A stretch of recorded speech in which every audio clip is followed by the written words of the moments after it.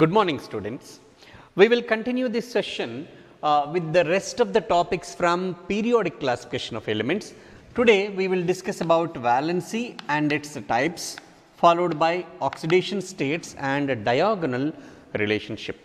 Okay. What's meant by valency? Already we discussed this in basic concepts of chemistry for the sake of convenience in finding oxidation states. Valency is nothing but combining capacity of an atom. Combining capacity of an atom is said to be its valency, and it is of two types: valency with respect to hydrogen, valency with respect to oxygen. Even valency with respect to chlorine is also there. It is similar to that of oxygen. Valency with respect to hydrogen indicates the minimum valency, whereas valency with respect to oxygen and chlorine indicates a maximum valency. Minimum valency and maximum valency. Now, valency with respect to hydrogen is nothing but the number of hydrogen atoms with which one atom of an element combines. One atom of an element combines.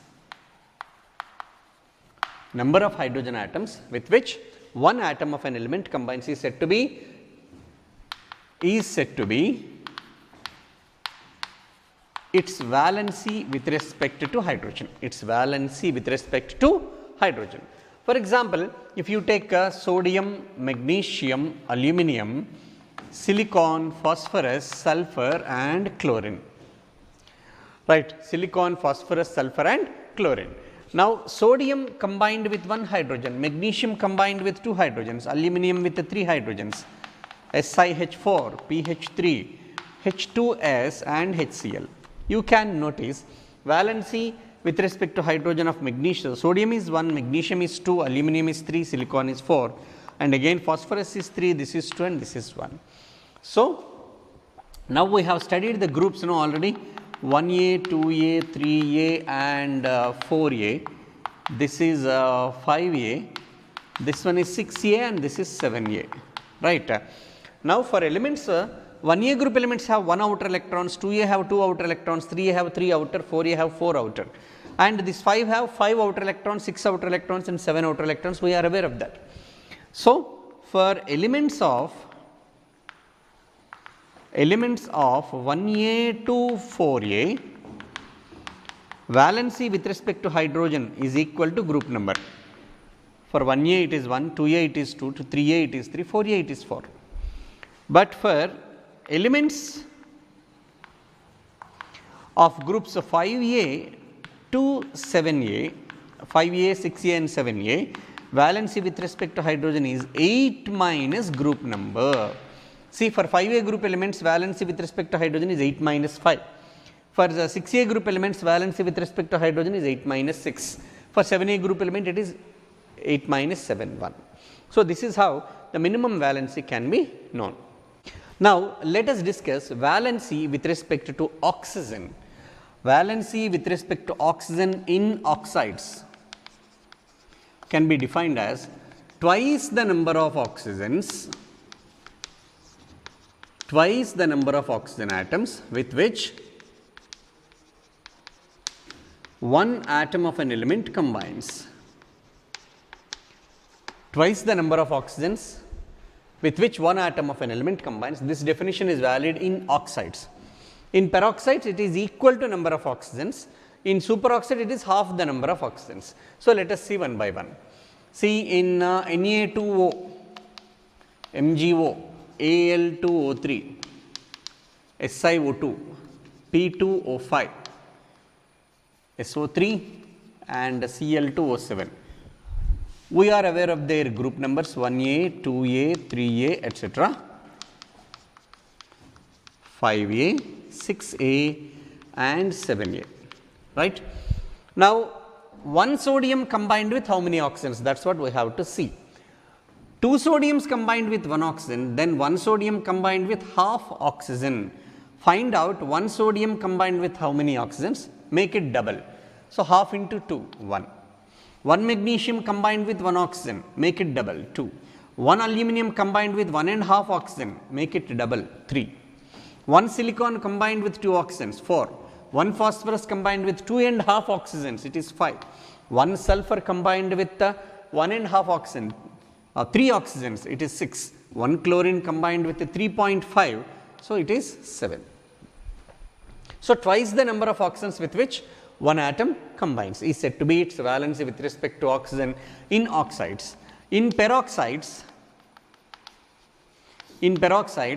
valency with respect to oxygen is equal to number of oxygens with which one atom of an element combines. Like Na2O2. 1 sodium combined with 1 oxygen. So, valency with respect to oxygen of sodium is 1. In superoxides, it is equal to half the number of oxygens, oxygen atoms with which one atom combines. For example, KO2. It is potassium superoxide. 1 potassium combined with 2 oxygens, make it half. So, valency with respect to oxygen in KO2 for potassium, valency with respect to oxygen in KO2 is 1. So, like this we can calculate valency with respect to oxygen in oxides, peroxides and superoxides. When it comes to nature of oxides, our next topic is nature of oxides. For this, we have to remember 3 lines. Metal oxides are basic in nature. Non-metal oxides are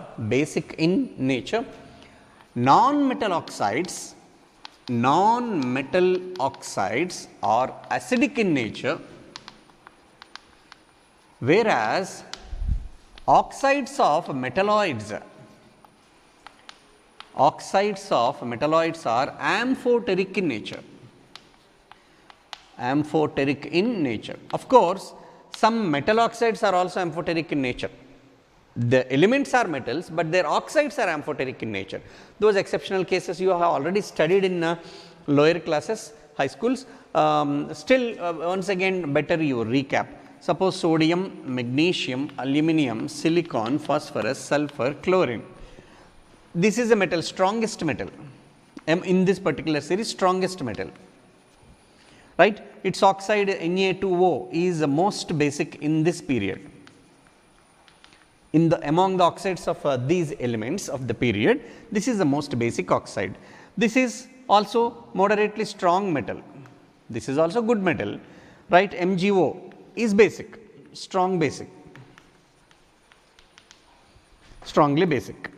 And aluminum oxide, when it comes to aluminum, it is also metal, good metal, not as strong as sodium and magnesium, but it is a good metal, good metallic in character, but its oxide Al2O3 is amphoteric in nature.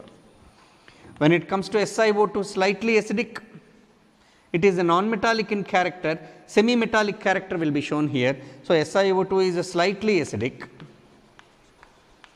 P2O5, it is a non-metal. P2O5 is a acidic. SO3, it is a strong non-metal, very strong non-metal. Chlorine is very strong non-metal. This is highly acidic and this is most acidic. Even in the total periodic table also, among the oxides, Cl2O7, among the oxides of all elements of the periodic table, Cl2O7 is the most acidic one. Now, in this way, from these lines, metal oxides are basic in nature, non-metal oxides are acidic in nature, and oxides of metalloids are amphoteric in nature. Already we have studied in the periodic table from left to right, metallic character decreasing, because in electronegativity we have studied metallic character decreases and non-metallic character increases. Down the series, metallic character increases and non-metallic character decreases. Okay, left to right, metallic character decreases, non-metallic character increases. Top to bottom, metallic character increases, non-metallic character decreases. So, with this we can easily predict the nature of oxides from left to right in the periodic table. Down the group, when it comes to down the group, suppose N2O5, P2O5, AS2O5, SB2O5 and Bi2O5. Okay. So, this is the strongest non-metal. So, it is highly acidic in nature. This is slightly acidic or relatively less acidic than N2O5, and these two are amphoteric in character. Amphoteric in character, this is basic in character. Bi2O5 is basic. Of course, stability of +5 oxidation state decreases, that we are going to discuss now. Already we have studied this oxidation states in stoichiometry under redox reaction concept, right. Oxidation state is nothing but the arbitrary charge possessed by an atom, either by gaining electrons or by losing electrons or by sharing of electrons. If an atom gains electrons, so many negative charges will be shown as arbitrary charge. If an atom loses electrons, that many positive charges will be exhibited out, indicating that those many cancelling electrons were sent out. Okay. And if it is sharing electrons, sometimes with an atom of same element, no loss and no gain, zero oxidation state. Okay. In that way, the arbitrary charge possessed by an atom, either by gaining or by losing or by sharing of electrons, is called as its oxidation state.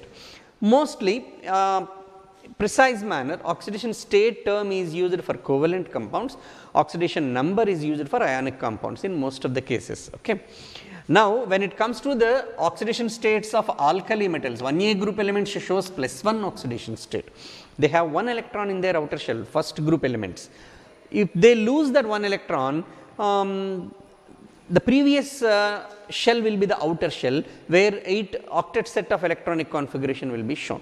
According to octet rule, an atom should get 8 electrons in the outer shell to get stability. What sort of stability? 0 group elements stability. That is why to reach or to attain the 0 group elements stable electronic configuration, atoms usually gain or lose electrons with respect to the situation. 1A group elements have only 1 electron in their outer shell, alkali metals. To reach octet set of electronic configuration of noble gases, they need to gain 7, which is not at all an easy task. Electron affinity we discussed, second electron affinity onwards, it is highly endothermic. Instead of gaining 7 electrons to get octet, if it loses this 1 electron, previous shell already contained 8 electrons, no? So, with that logic, these 1A group elements readily lose 1 electron and their common oxidation state is +1. Similarly, 2A group elements always shows +2. 3A group elements, when it comes to 3A group elements, boron, aluminum, gallium, indium and thallium, this oxidation state truly depends on their electronic configuration. Ns2Np1 is the electronic configuration of this boron family. So, boron has 2s2 2p1, aluminum has 3s2 3p1, 4s2 4p1, 5s2 5p1, 6s2 6p1 in that way. Boron, as it has 3 electrons, it can gain 3 more electrons or 2 more electrons or 1 electron or no more electrons were gained or +1, +2, +3 etc. Boron shows -3 to +3, it may gain or it may lose. And these remaining oxidation states are with respect to losing electrons to some atom, gaining electrons from some atom, in that way compensatory charge. Aluminum being a metal, it cannot gain electrons, it shows 0 in elemental state and +3, it readily lose those 3 electrons. When it comes to gallium shows +1 and +3, indium shows +1 and +3, thallium shows +1 and +3. Have you observed any trend in this?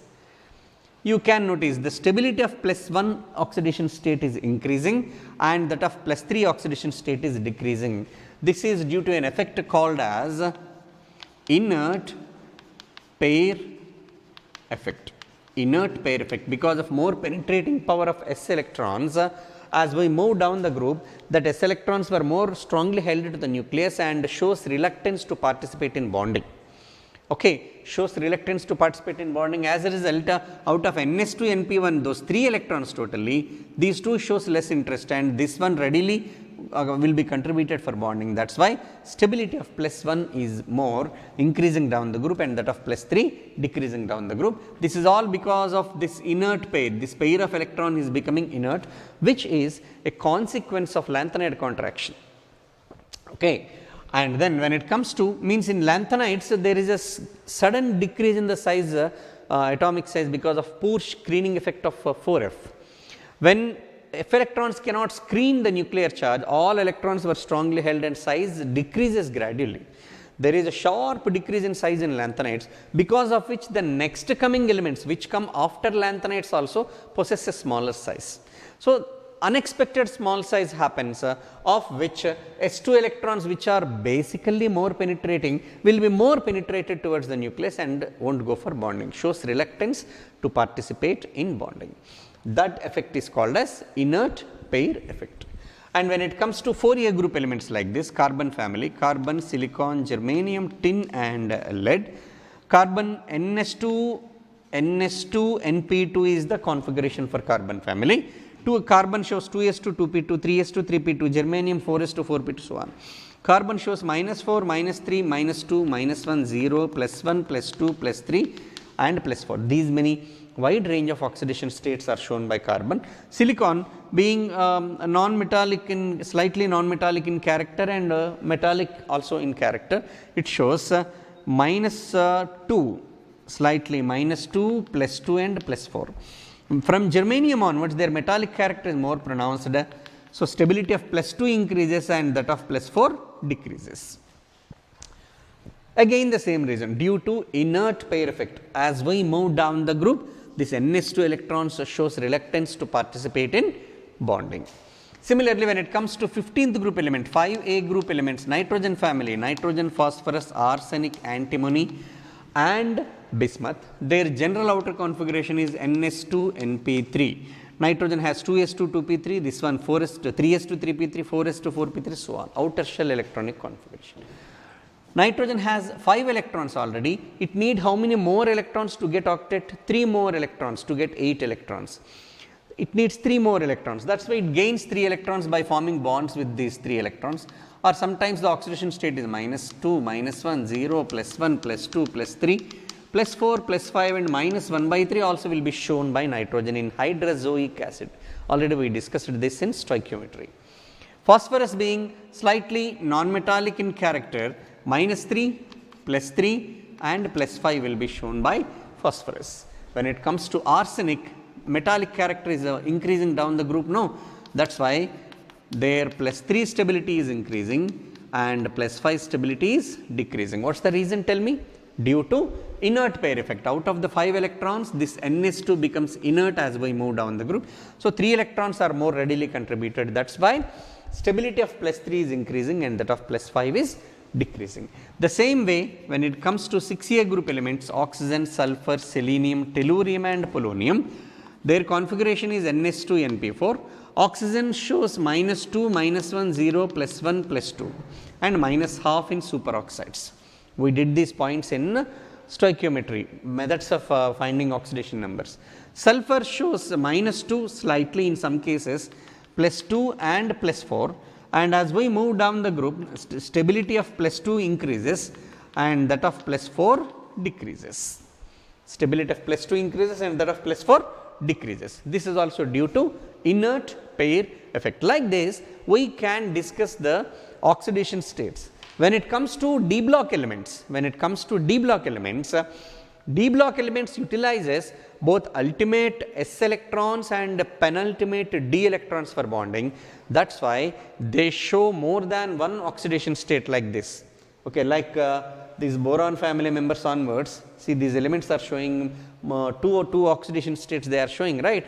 That phenomena is called as a variable oxidation state, which is more pronounced in D block elements because they utilize ultimate S electrons and penultimate D electrons. Now, so let us discuss about the variable oxidation state concept in D block elements.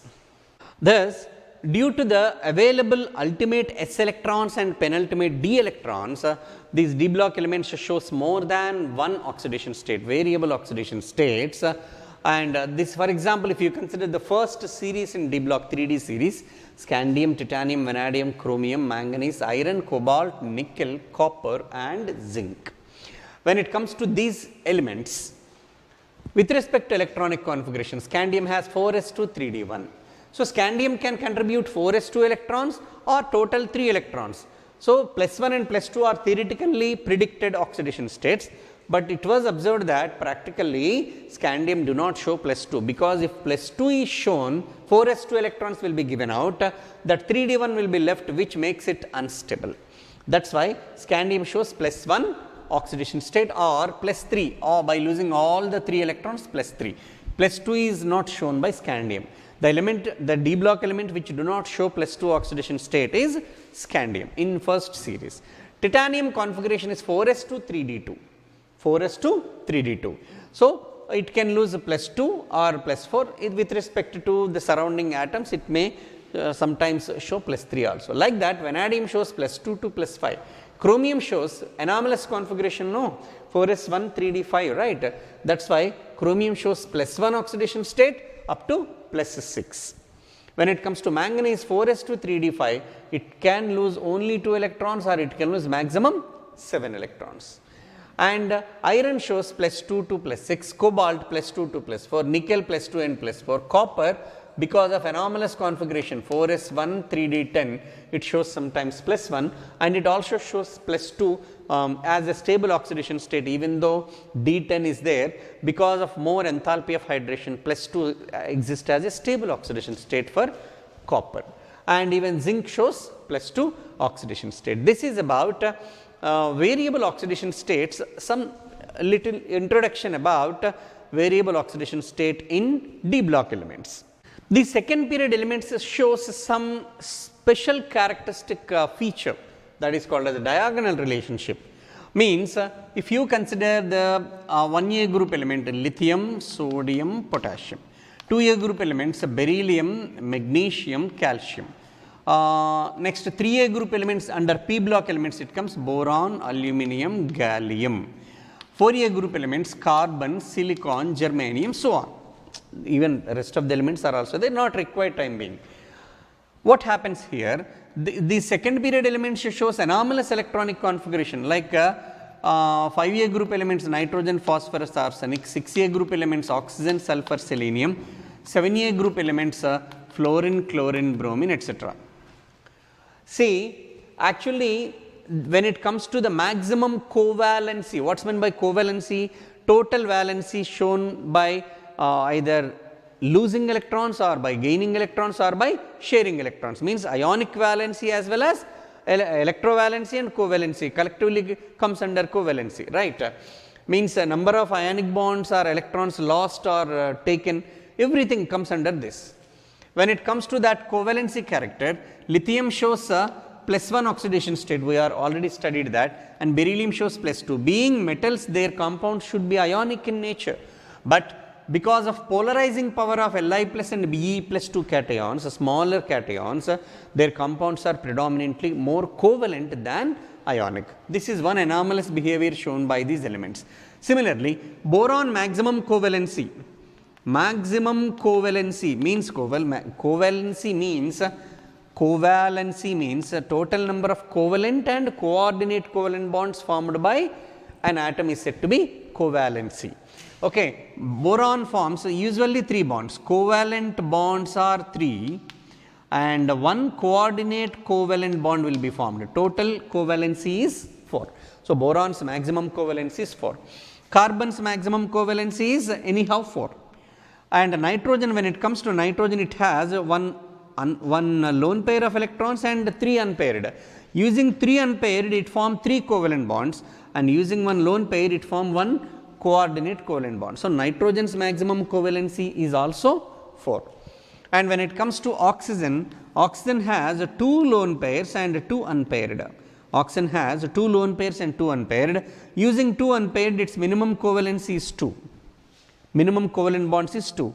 And in addition, it can form 1 coordinate covalent bond, and total maximum covalency is 3. Okay. So, likewise, when it comes to fluorine also, so as a fluorine can form 1 bond, fluorine has 3 lone pairs and 1 unpaired electron. 1 unpaired electron with 1 unpaired electron, it usually form 1 covalent bond. Using one of the lone pairs, it can readily form maximum 1 dative bond or coordinate covalent bond. Thus, these second period elements shows anomalous behavior. They behave in a different manner, even though they have so many electrons. Their covalency, when it comes to covalency, see, they are getting limited to less number of covalent as well as coordinate covalent bonds formed. Now, when it comes to the diagonal relationship, first member of a group shows similarities with the second member of the next group. First member of a group shows similarities with the second member of the next group. This relationship is called as diagonal relationship. Similarities means, suppose lithium to beryllium, electronegativity. How electronegativity varies? Tell me. Increases. Beryllium to magnesium, down the group electronegativity decreases. This increase is compensated by this decrease. That is why they possess nearly same electronegativities, nearly equal ionic radius, nearly equal atomic radius. So, diagonally related element shows nearly same atomic radii values, nearly same ionic radii values, nearly same electronegativity values, but exactly same polarizing power. Diagonally related element shows same polarizing power. Polarizing power of Li plus and Mg2 plus is same. Similarly, beryllium is diagonally related with aluminum. Boron is diagonally related with magnesium.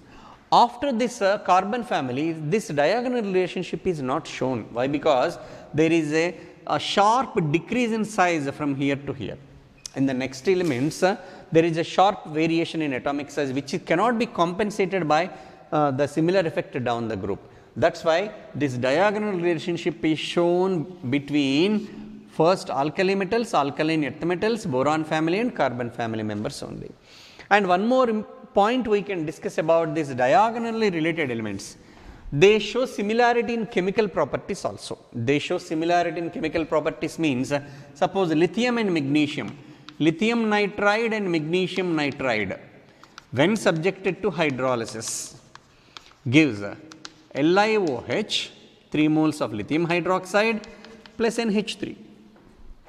Similarly, magnesium nitride also gives magnesium hydroxide plus 2 moles of ammonia. See, these two diagonally related elements, their nitrides also giving the same product on hydrolysis. Similarly, beryllium and aluminum carbides, Be2C and Al4C3, beryllium carbide and aluminum carbide, when subjected to hydrolysis, gives the same product, that is methane.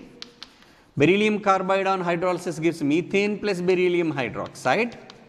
Okay. Aluminum carbide on hydrolysis gives methane plus aluminum hydroxide in this way. Of course, we have to balance this. So, 4H and 4OH, it is 4H2O, 12 and 12, 12H2O like this. Similarly, boron and silicon, the diagonal related elements, boric oxides of boron and silicon, because of their similarity in properties, they were used in making glass, borosilicate glass. Okay, like this, these diagonally related elements shows similarity in properties because of the compensating trend. Lithium to beryllium, whatever the change happens, beryllium to magnesium, that is compensated.